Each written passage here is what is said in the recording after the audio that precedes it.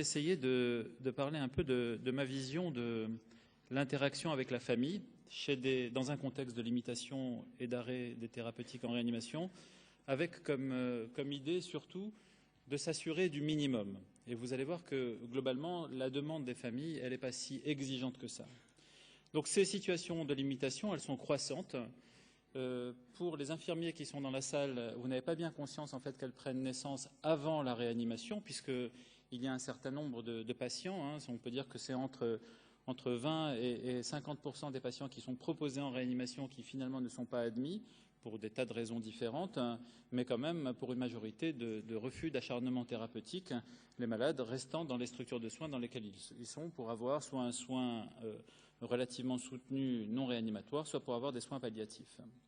Les familles sont au devant de la scène. Si vous regardez la littérature, bien sûr qu'elles sont inquiètes pour le malade, bien sûr que la priorité c'est la guérison du patient, mais elles veulent vous expliquer qu'elles souffrent. Et il y a consensus quand vous interrogez une famille, que vous vous entretenez avec elle après la sortie de réanimation. Un des soucis permanents, c'est que pendant que le patient était en réanimation, la famille voulait vous dire combien elle était dans une situation de douleur. Donc elles sont certes vulnérables.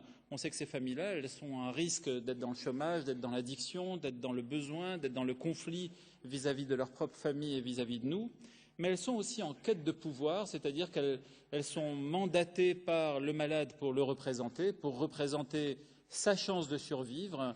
Et en ce sens, la famille va se retrouver devant un conflit émotionnel entre la réalité de la situation qui, quand une équipe médicale s'oriente vers une décision de limitation thérapeutique, c'est que quand même la situation est inexorable. Et en même temps, la famille veut attraper la dernière chance, être sûre qu'on ne va pas la perdre. Et en même temps, elle comprend notre message sur le refus d'acharnement thérapeutique. Et donc ce conflit émotionnel est quelque chose qui est difficile à gérer. Les patients ne sont pas là. En dehors de la réa, quand même, les spécialistes du soin palliatif viennent montrer que certains patients, jusqu'au dernier moment, vont réguler ces familles en douleur. Et en fait, nous, on a un devoir qui est permanent, qui est celui d'accepter que le patient ne soit pas en mesure d'être présent, de consentir et de parler, puisque c'est la réalité, mais en même temps de faire l'effort de laisser le patient au centre du débat, à chaque fois le dénominateur, l'intéressé, celui qui ne va pas survivre à la limitation thérapeutique dans la situation la plus fréquente, c'est le malade, et il faut le laisser au centre du débat. Ce qu'il faut aussi comprendre, c'est que nous, les médecins, les infirmiers, les familles, les autres, les psys, les kinés, les gens qui sont dans les services de réanimation, eh bien, en fait, on va tous avoir notre chemin, on va tous avoir un rythme et nous habituer à l'idée de la limitation thérapeutique à notre façon. Et en ce sens, même si on va chacun arriver au même moment, je demande à ceux qui sont les plus rapides, les vieilles infirmières, les médecins un peu plus réalistes, les médecins plutôt femmes que les médecins hommes, les hommes sont un peu naïfs, les femmes ont une certaine réalité et conscience de la vérité, une littérature très abondante sur le sexe ratio dans la limitation thérapeutique. Et en fait, chacun va y arriver à son rythme, que ceux qui sont un peu plus rapides respectent ceux qui sont un peu plus lents. Et on sait que, bien sûr, pour une infirmière, cette souffrance morale et cette sensation d'apporter des soins qui ne sont pas adaptés, qui sont de l'acharnement, eh bien c'est très difficile. Eh bien parfois, il faut engager, il faut que l'infirmière vienne parler, s'exprimer et essayer de faire comprendre quelle est sa position, mais en même temps, son devoir, c'est aussi d'attendre. Et puis la France a une loi que je trouve extrêmement robuste, qui est assez unique dans le contexte de la réanimation et qui est quand même assez peu connue ou assez mal connue. Je vais parler de l'interaction qui commence en fait dès l'admission en réanimation. On parle de mesures de limitation thérapeutique dans un pays où beaucoup de malades ne sont pas admis. Donc contrairement à ce que vous allez voir dans les papiers anglo-saxons où les limitations sont vers le 3e jour, chez nous ils sont vers le 7e jour. On va dire plutôt 5 jours, plutôt 10 jours. C'est-à-dire qu'en fait, comme nous filtrons l'admission en réanimation, nous prenons des malades pour lesquels on va faire de la réanimation et au final prendre une décision un peu décalée dans le temps. Si on prenait tout le monde, y compris les malades qu'on refuse pour un refus d'acharnement thérapeutique, eh bien on prendrait des décisions plus rapides comme les anglo-saxons. Et en fait, cette interaction avec les familles, il ne faut pas qu'elle survienne au 10e jour. Si on vient la gueule enfarinée venir parler de limitation thérapeutique avec une famille avec qui on a très peu parlé auparavant, eh bien quand même globalement on va vers l'échec. Donc il faut y aller tout de suite dès le début. On va aussi parler de quelque chose qu'on orchestre. On va parler du contrat de confiance qu'on établit avec une famille à l'occasion d'un entretien formalisé, du paradoxe émotionnel que j'ai évoqué il y a quelques secondes. Et puis, je ne développerai pas ça, mais attention aux nouvelles formes de limitation thérapeutique, qui sont ces malades pour lesquels on va tout faire quelques jours et puis arrêter de tout faire. La réanimation d'attente que les néonatologistes nous ont appris il y a presque 50 ans. Pour ces ventilations non invasives palliatives, des malades qui peuvent vraiment, dans un cas sur deux, survivre, mais dans un cas sur deux, ils vont mourir. On leur fait que de la VNI. Là, le processus décisionnel a besoin de vraiment s'améliorer. Des malades sous ECMO, de toutes ces nouvelles indications. Donc attention, j'en parlerai pas. Alors, la première chose, c'est qu'il faut mettre en avant ce que vous faites. Et ce que vous faites, c'est déjà énorme. Toutes les petites choses qui sont dans vos comportements, le malade arrive et vous lui dites « Bonjour, je suis médecin, l'infirmier, l'aide-soignant », vous dites quelque chose. Eh bien ça, c'est énorme. C'est votre façon à vous de leur dire « C'est bon, vous n'êtes pas des simples visiteurs, vous avez quelqu'un que vous aimez qui est derrière cette porte, donc vous avez votre place entière ici. Donc je vous dis qui je suis et je vous demande implicitement qui vous êtes. » Et puis, je vous demande votre numéro de téléphone parce que c'est important pour moi de soigner un patient qui a une famille et je vais pouvoir consulter cette famille pour savoir qui était le malade. Parce que forcément, quand le SAMU amène un malade en arrêt cardiaque ou avec une histoire neurologique sévère, le malade, nous, on ne le connaît pas et la famille doit nous dire qui il était, ce qu'il voulait, comment il se sentait. Puis, tout d'abord, ces dernières années, vous avez énormément élargi les horaires de visite. 24 sur 24, je comprends très bien, c'est peut-être pas la panacée, vous avez besoin de faire vos soins, vous avez besoin de faire vos examens cliniques, etc. Mais on est quand même passé de 2 heures à 6 heures en moyenne en France, ce qui est quand même énorme, et pas le cas dans d'autres pays. Et puis, vous allez venir dire, en fait, le malade vient d'arriver, écoutez, c'est très chargé en réa, on a 2 patients qui sont arrivés en même temps, l'interne et le senior sont en train de... Et puis voilà, on est très chargé, mais... on va venir vous voir. Et puis, ce « on va venir vous voir », ça veut dire que vous êtes important. Je ne vous considère pas comme étant un gars de passage ou un visiteur. Et puis, quand vous dites « on va venir vous voir », il faut que quelqu'un vienne et vous le faites. Vous voyez, en disant « j'ai pas de temps ». Et voilà, il vient d'arriver, la réa est débordante. On vous verra demain tranquillement. Voilà, c'est une pneumonie. On a commencé les antibiotiques. Il y aura sûrement besoin de mettre une machine pour l'aider à respirer. Et puis j'y vais parce que là j'ai pas de temps, mais promis on vous voit demain tranquillement, ou si j'ai plus de temps, on vous verra tout à l'heure. Et puis il y a cette réunion dont je vais vous parler, qui est la réunion du 3e jour. Faites-la au 4e si vous voulez, c'est pas la question. Mais c'est cette réunion qui vient installer un contrat de confiance entre vous et la famille. Cette réunion qui arrive souvent quand le malade est installé en réa, quand on sait qui il est, quand on n'a plus d'une infirmière et d'un médecin qui l'ont examiné, qui se sont fait une idée. On va s'asseoir pour parler avec la famille. Et puis surtout, faites parler la famille. Et si vous la faites parler, écoutez-la. Parce que c'est en la faisant parler que vous allez savoir d'abord si elle vous a compris, ce que vous, dans vos écoles d'infirmiers, vous appelez la reformulation, ce qu'on appelle en dialectique anglo-saxonne le tell, ask, tell. Je vous dis, et puis je vous demande si vous avez compris, et je vous fais redire.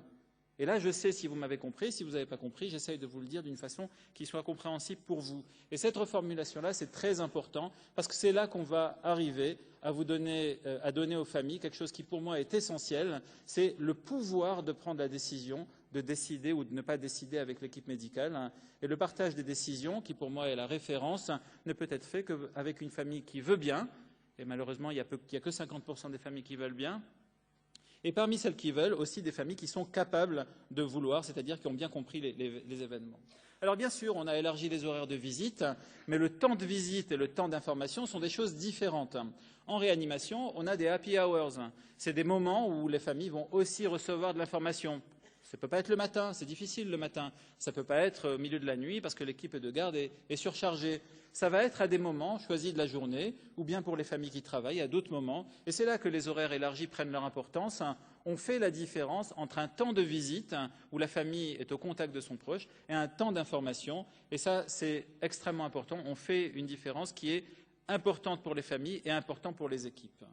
C'est comme ça aussi qu'on sait que les attentes des familles dans ces moments initiaux, elles sont très simples.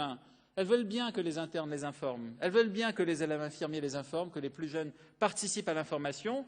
Elles aiment bien ces mots simples et faciles. Pas de jargon. Les jeunes, ils sont moins compliqués que nous. Donc, ils vont donner des mots simples. Les familles, elles adorent. Elles veulent bien qu'on leur apporte des éléments sans contradiction. L'idéal, c'est que l'infirmier et le médecin informent ensemble. Et puis, si ce n'est pas possible, qu'ils essayent de dire la même chose. Une équipe qui dit la même chose, c'est une équipe qui a parlé en amont de l'information qu'elle a apportée. Et puis, elles veulent bien savoir qui elles ont vu. Un aide-soignant, une infirmière, un médecin. Elles veulent savoir s'il y a un soignant référent. Regardez les lettres qu'on reçoit de la famille. C'est souvent « et je remercie en particulier l'infirmière machin, le docteur machin ». Elles ont quelqu'un de référent dans leur esprit. Et puis, elles veulent qu'on leur apporte un tout petit peu de temps. Assez de temps. Il n'y a pas de minutes. Selon la famille, ça va être 1, 5 ou 25 minutes. Mais on sait qu'en moyenne, c'est 16 minutes par famille et par jour. Mais si vous avez informé une famille 30 minutes, le lendemain, ça peut être 1 minute ou pas. Cette réunion du 3e jour, il faut s'asseoir. C'est une réunion à l'initiative de vous. Ce n'est pas une réunion qui s'improvise. On va dire à la femme d'un patient ou au mari d'une patiente, est-ce qu'on peut vous voir demain à 15 heures ? D'ailleurs, est-ce que votre fille peut être là? Est-ce que votre frère peut être là? Ça sera peut-être plus facile pour vous. Et donc, en fait, il y a une équipe multidisciplinaire, au moins les infirmiers et les médecins, jamais l'un ou l'autre seul, et plus qu'une famille si c'est possible. Et en fait, on va avoir des informations. On va redire ce qu'a le malade, redire pourquoi il est en réa et ce qu'on lui fait. Et puis, on va savoir un peu qui il était, ce qu'il voulait, s'il avait une maladie chronique. Est-ce que c'est un insuffisance respiratoire chronique qui a déjà été ventilé 2 fois et il avait dit vraiment plus jamais la réa, ou est-ce que c'est quelqu'un qui n'avait pas du tout de notion de ça?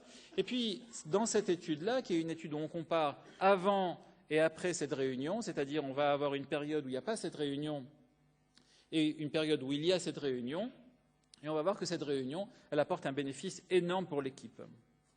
Dans cette réunion-là, au 3e jour, donnez à la famille la photo de leurs proches qui survit. Ils sont assez grands, c'est des adultes. Ils comprendront très bien que si la photo n'arrive pas, le malade ne va pas survivre. Ce n'est pas la peine de les guider plus que ça. Dans une méningite bactérienne chez une personne un peu âgée, on va parler du risque, des séquelles neurologiques, etc.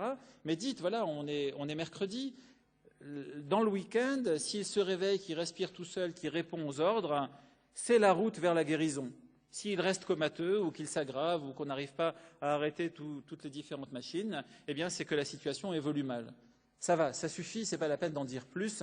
N'obsédez pas la famille par un trop d'informations. Donnez juste l'image du malade qui survit. La famille est assez grande, quand ils ont perdu au loto, ils ne vérifient pas 14 fois. Dans ces études-là, cette intervention formelle au 3e jour, à l'initiative des soignants, ce qu'on appelle proactif, eh bien, ça diminue le nombre de conflits, ça diminue le nombre de jours où on n'est pas d'accord, ça diminue l'acharnement thérapeutique, et puis dans les pays où on peut faire sortir les malades qui sont en train de mourir, ça diminue aussi la mortalité en réa et le nombre de jours en réa parce qu'il y a une structure d'aval qui peut admettre le patient. Et puis surtout, il y a 3 petites choses. On a donné un cadre un peu global, mais surtout, n'évitez pas la famille. C'est ce qu'elle vit le moins bien. Elle se sent extrêmement blessée et vexée que vous passiez dans les couloirs sans les regarder dans les yeux, sans dire bonjour, juste parce que vous avez la frousse de ne pas savoir quoi dire. Ne pas rien dire. Ils diront, le docteur machin, l'infirmière machin, elle a été un peu maladroite, mais finalement, elle m'a fait prendre conscience de la réalité. Mais ne dites pas rien, c'est le pire. Et d'ailleurs, les grandes plaintes en matière d'information, c'est surtout l'absence d'information. Ne pas donner d'informations contradictoires. Et puis ne pas parler à la famille sans être un binôme médical-paramédical. J'ai bien conscience que dans 20-25% des cas, ce n'est pas possible. La réa est lourde, surtout actuellement, c'est chargé, c'est le creux de l'hiver, etc. Mais néanmoins, dans les entretiens formalisés, faites-le avec l'infirmière, faites-le avec le médecin. Plus de contradictions. Les gens voient bien qu'ils sont soignés par une équipe et que globalement, la prise en charge, elle est consistante. Et puis, il y a quelque chose au fond de nous qui fait que le métier qu'on fait nous amène à vouloir espérer faire mieux. On pensera toujours qu'on peut faire mieux, mais je vous assure, vous faites déjà très bien. Donc allez-y, foncez, faites ce que vous faites, vous le faites bien. Donc voilà, globalement, il y a un peu de monologue. Je vais parler avec comme objectif être compris. Et dans ce sens-là, je vais redemander à la famille si elle m'a compris en lui faisant répéter ce que j'ai dit. Ou parfois c'est implicite et elle a compris et voilà. Il y a des dialogues où on a besoin de laisser parler la famille et puis vraiment d'essayer d'être sûr qu'on va améliorer ce qu'on a pu faire auparavant en demandant à la famille de répéter et d'exprimer des choses. Et puis surtout, il y a des moments d'écoute. On ne peut pas imaginer un entretien où on n'a fait que parler. On doit donner du temps à la fille en disant « bon, maintenant c'est à vous ». Dites-nous qui vous êtes, qui est le malade, ce que vous voulez, ce que vous ne voulez pas, de quoi vous avez peur. Là, vous avez une mine déconfite, qu'est-ce qui vous arrive? Vous n'avez pas dormi, comment vont les enfants? Allez, quoi, vous êtes vous. Allez-y, lâchez-vous. Et ce qui est important, c'est que du coup, le médecin et l'infirmier de réa, ont un masque qui va avoir plusieurs aspects. C'est celui de celui qui prend la décision. Elles savent que s'il y a un problème, vous allez prendre la décision, mais elles savent aussi que vous allez leur tendre la main pour aider à comprendre ce que vous faites, pour qu'elles puissent en avoir un sens. Et puis aussi que si c'est très compliqué, et qu'à la fin d'un malade qui est en limitation thérapeutique en réanimation, il y a dans 90% des cas la mort, et elles savent que c'est c'est la famille qui va être endeuillée, et elles savent que c'est important pour vous, et que vous allez leur donner la parole, et donc écoutez-les. Et puis écouter, c'est pas que laisser parler, et puis penser à autre chose ou faire des SMS pendant ce temps-là, c'est vraiment tendre l'oreille, donner à la famille la possibilité de dire des choses, parfois c'est initier leur discours, et puis parfois c'est aussi respecter leurs émotions, et c'est quelque chose qui prend souvent du temps. Alors cette écoute active, elle est la base du contrat de confiance, parce que c'est là que vous allez savoir quelle est la possibilité pour les familles de ventiler leurs émotions, une famille qui est capable de vous dire quels sont ses problèmes, quels sont les problèmes de la famille, des enfants, de l'entourage. Eh bien en fait, l'écoute active, c'est regarder, les parler. Vous avez les yeux rivés sur eux, gentiment, avec de la douceur, et vous les laissez parler et vous les regardez. C'est important. Il faut répondre à leur SOS. Ils vous disent « mais je suis con, j'aurais dû l'amener la veille, il avait déjà un peu de tout ». Et puis il faut expliquer que la veille, s'il était venu aux urgences, il serait rentré à la maison, que cette maladie-là, c'est une maladie qui arrive brutalement, qu'on ne peut pas l'anticiper. En fait, ils ont des SOS, ils vous tendent des perches, et il faut saisir ces perches, par exemple celle de déculpabiliser la famille. Il faut répondre à leurs questions, même si elles n'ont aucun sens. Un malade rentre pour une pneumonie, et ils vous disent « mais j'arrive pas à comprendre à quelle heure il va être opéré ». Ben non, il ne va pas être opéré. Mais ce n'est pas une question bête, c'est juste la preuve qu'il y a besoin de renforcer la communication. Et puis surtout, ne lâchez pas. Si on vous tend une perche, saisissez-la, même si vous devez la saisir à votre façon. Ça sera une bonne façon quand même. Et puis montrez que vous êtes une équipe. Si vous arrivez à avoir, au cours d'un entretien, l'infirmière qui prend la parole, alors là, c'est franchement les séquelles à long terme pour la famille, c'est du bon. C'est probablement moins de stress, moins d'anxiété, moins de choses qui compliquent le deuil et qui font que les familles ne vont pas du tout bien. Ce contrat de confiance, on l'a évalué dans une étude où en fait on tire au sort une partie des familles pour avoir une intervention. Cette intervention, elle est beaucoup autour de ce que je viens de vous dire. Laisser les familles parler, les laisser verbaliser, donner aux familles la possibilité de poser des questions, les écouter. Et dans l'autre cas, on fait comme d'habitude. Et en fait, on a comparé les familles avec lesquelles on avait pu laisser une stratégie de com en les laissant beaucoup parler avec un groupe où on faisait comme d'habitude. Et on voit bien que dans le groupe où on laisse les gens parler, eh bien, ils ont 30 minutes au lieu de 20 minutes, donc les entretiens sont prolongés par le temps de parole de la famille, puisque la famille parle 13,5 minutes et non pas 5 minutes. Même l'infirmière parle 3 minutes et non pas 1 minute. 3 minutes pour une infirmière, c'est énorme, c'est très bien. Si la famille parle 13 minutes, l'infirmière 3 minutes, le médecin parle et répond aux questions et apporte on est bien, on est super. Et c'est là que, globalement, quand on compare la situation, on arrive à faire moins d'acharnement thérapeutique chez ces familles-là, parce qu'on les a laissées parler, elles vont être moins en conflit, elles vont moins s'opposer au plan thérapeutique. Et puis surtout, 90 jours après le décès du patient, elles ont moins d'anxiété, moins de dépression et moins de stress. Et ces syndromes de stress post-traumatique, qui sont un des éléments qui compliquent le deuil, et pas que, mais c'est un des éléments, eh bien, ils vont venir, quand on arrive à les baisser un peu, rendre un deuil un peu plus facile, si tant est que ce soit possible, ou en tout cas apporter un peu plus de sens à la famille et arriver à une phase d'acceptation plus rapide. Ce qui est important dans ces études-là, c'est qu'on a attrapé les gens et on a fait une intervention à leur échelle. C'est individuel. Voilà une autre très belle étude que moi personnellement j'adore, qui est en fait une intervention très globale, très au niveau de la structure. On a formé des spécialistes pour la com, et dans chaque réa, il y a un spécialiste de la com. Vous voyez bien que le dénominateur n'est pas le patient. On a affiché partout comment on devait parler, comment on devait se comporter, mais on n'a pas fait à l'échelle d'un malade.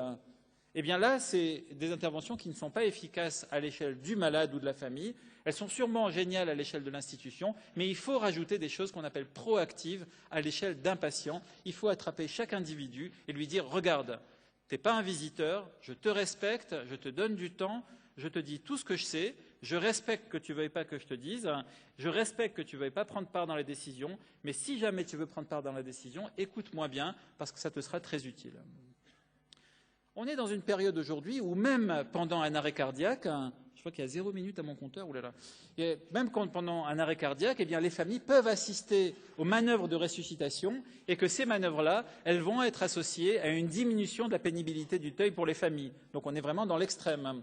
Alors pour aborder, dans les quelques diapos qui me restent, l'implication des familles dans le processus décisionnel, bien sûr, c'est ça les familles. Elles sont aussi différentes que nous. Elles sont hétérogènes, elles sont multiples, elles sont à leur complicité ou à leur simplicité, comme le sont les nôtres. Donc ce n'est pas la peine d'avoir de l'imaginatif, il faut juste regarder la propre famille qu'on a. Et en ce sens-là, il faut accepter que nous-mêmes, on puisse être, selon qui est le patient et qui est la famille, différents d'un jour à l'autre. Un jour, on va être purement dans l'implication des familles dans les décisions, et un jour, on va respecter ces 50% de familles qui ne veulent pas s'impliquer dans les décisions, tout comme font les Canadiens, tout comme font les Américains. Regardez ici, la décision partagée, on l'a décrit en 10 items. Eh bien, aux États-Unis, où finalement c'est comme en France, il n'y a que 2% des décisions qui sont vraiment des décisions partagées. Alors, je vais passer tout de suite à une diapo qui m'est chère, qui est celle-là. Finalement, qu'est-ce que je fais devant une famille et quelle est mon approche devant la famille? C'est ma diapo de résumé. Eh bien, je vais mettre en avant, si je sais décider ou comprendre quel va être le devenir du malade. Vous voyez ici, en ordonnée, vous avez un axe, et en bas, c'est très facile de savoir comment va évoluer le malade. Et en abscisse, c'est quelle est la qualité de vie. Ici, vers le 0, c'est une très bonne qualité de vie. Ici, quand on avance, la qualité de vie va être très mauvaise. Eh bien, si c'est facile de savoir que le malade va tout récupérer, je peux être factuel. C'est une pneumonie, on a commencé les antibiotiques, le malade est un peu secoué, il a besoin de ventilation, il a besoin d'amine. Voilà, on ne donne pas d'éléments plus que ça, on est factuel. Si on est devant un AVC massif avec un ramollissement hémisphérique chez quelqu'un d'âgé, c'est très facile. La qualité de vie et le retour à une qualité de vie chez ces patients-là, eh bien, il est extrêmement facile de prédire que les séquelles vont être énormes, que la mortalité est la règle, et c'est là qu'on est d'emblée dans les soins palliatifs en réanimation. Ce qui est difficile, c'est quand je ne sais pas ce que va devenir le malade et je ne sais pas quelles vont être les séquelles. Et c'est là que les familles ont besoin de nous le plus, et c'est là qu'il faut faire de la com et pas que de l'information, et c'est là qu'il ne faut pas forcément donner des éléments de pronostic d'emblée. Et je vais juste finir sur une diapo générique pour dire que notre responsabilité, c'est celle-là. Il faut savoir, apprendre à donner une information, à donner du pouvoir aux familles. Il faut régler les problèmes affectifs qu'on a. L'objectif qu'on a, c'est de rentrer à la maison en se regardant dans le rétroviseur de la bagnole ou dans le miroir de la rame de métro ou de bus ou de tramway et en étant capable de ne pas ramener ça à la maison. Quand on embrasse nos enfants en rentrant, il ne faut pas qu'on pense à tout ce qu'on a laissé derrière nous. Il faut respecter les valeurs des patients et des familles. Il faut vraiment, vraiment mettre ça en avant. L'implication des familles dans les décisions médicales, ce n'est pas la règle. La règle, c'est de respecter ce qu'elles souhaitent. Pour ça, il faut s'organiser. Les horaires de visite, faites-les comme vous voulez, mais fermez le moins possible. Et puis, il faut apprendre à communiquer. J'espère qu'aujourd'hui, tous ensemble, on va s'améliorer. Merci.